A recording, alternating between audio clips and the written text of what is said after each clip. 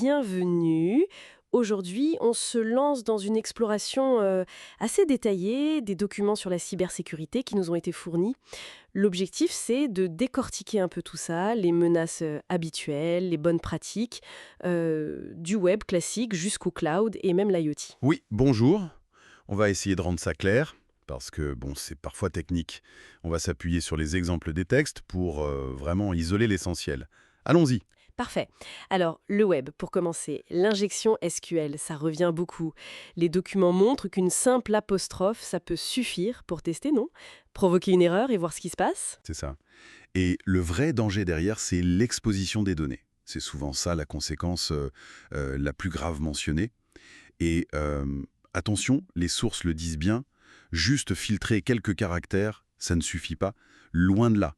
La recommandation forte, c'est l'utilisation des requêtes préparées. Et bien sûr, valider, assainir tout ce qui vient de l'utilisateur. C'est vraiment la défense numéro 1. D'accord.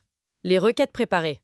Les textes parlent aussi du XSS, le cross-site scripting, et du CSRF. Alors, si j'ai bien suivi, XSS, c'est plus pour injecter du script et voler par exemple des cookies de session, Oui, tandis que CSRF, ça utilise une session déjà ouverte pour forcer une action. C'est un peu ça l'idée. c'est exactement ça, oui. Une bonne synthèse. Et d'ailleurs, pour limiter des dégâts en cas de vol de session, que ce soit par XSS ou autre, les documents insistent sur l'importance d'avoir des jetons de session qui durent pas longtemps. Une durée de vie limitée, ça réduit la fenêtre d'attaque possible, quoi. Logique. On passe au sans fil et au mobile. C'est partout maintenant. Bon, les sources rappellent que WPA2, c'est mieux que WEP. Ah oui. Mais, franchement, qui utilise encore WEP aujourd'hui? C'est presque acquis, non? Par contre, les identifiants par défaut sur les box et routeurs, ça revient souvent comme un problème. Oui, oui, WPA2, c'est la base, c'est clair. Et les identifiants par défaut, c'est incroyable que ce soit encore si courant. C'est une porte ouverte. Les textes mentionnent aussi les attaques de désauthentification Wi-Fi. Ça peut être très perturbant pour les utilisateurs. Et pour se protéger, pour surveiller, on parle de pare-feu, de systèmes de détection d'intrusion, les IDS, pour repérer les activités un peu louches sur le réseau sans fil. Mhm. Et côté mobile, le fait de router son Android ou de jailbreaker son iPhone, les documents disent que ça augmente énormément les risques de choper des malwares. Mais oui, tout à fait, parce que ça désactive des barrières de sécurité importantes du système. Un autre grand classique cité, c'est l'attaque de l'homme du milieu, le man in the middle. Ah. Surtout, méfiance sur les Wi-Fi publics pas sécurisés. C'est là qu'on peut intercepter les communications.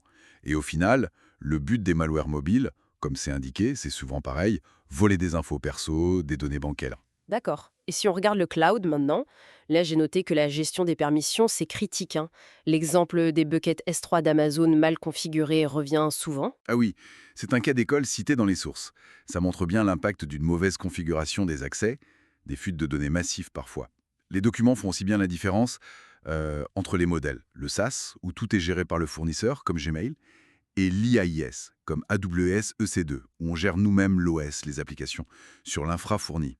Et il cite même AWS Lambda comme exemple de FaaS, Function as a Service. C'est utile de comprendre ça pour savoir qui est responsable de quoi en termes de sécu. Compris.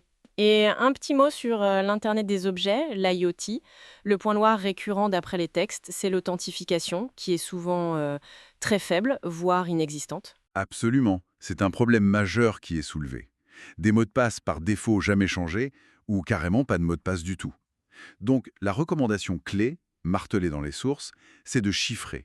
Chiffrer systématiquement les communications et les données échangées par ces objets. C'est essentiel. Très clair. Pour terminer, il y a un passage sur la cryptographie. Quelle est la différence principale entre hachage et chiffrement, d'après ce qu'on a lu? Alors, la distinction fondamentale, c'est que le hachage, c'est à sens unique. C'est irréversible. On crée une empreinte unique. C'est parfait pour vérifier si un fichier a été modifié ou pour stocker des mots de passe de manière sécurisée, sans pouvoir les lire en clair. D'accord. Le chiffrement, lui, c'est réversible. Il faut une clé pour chiffrer et une clé, parfois la même, parfois une autre, pour déchiffrer. Le but, c'est la confidentialité. Et les certificats numériques dans ça? Ah, les certificats. Eux, ils servent à prouver l'identité. Ils lient une clé publique à une entité, un site web, une personne. C'est la base du HTTPS, par exemple, pour être sûr qu'on parle bien au bon site web. Parfait. Donc, si je tente une petite synthèse rapide de tout ça, on voit que la validation des entrées, l'authentification forte, le chiffrement bien choisi selon le contexte, et puis la gestion rigoureuse des accès, ce sont vraiment des thèmes qui reviennent partout, non? Que ce soit web, mobile, cloud, IoT. C'est tout à fait ça, ce sont les piliers. Et pour finir sur une note un peu prospective, il y a une question intéressante qui est soulevée dans les documents, c'est l'impact potentiel de l'informatique quantique. Si elle arrive vraiment, elle pourrait, selon les textes, casser une bonne partie des systèmes de chiffrement qu'on utilise aujourd'hui. Donc c'est un sacré défi pour la sécurité de demain, à garder en tête. Voilà une réflexion importante pour conclure. Fin de cette analyse approfondie des sources.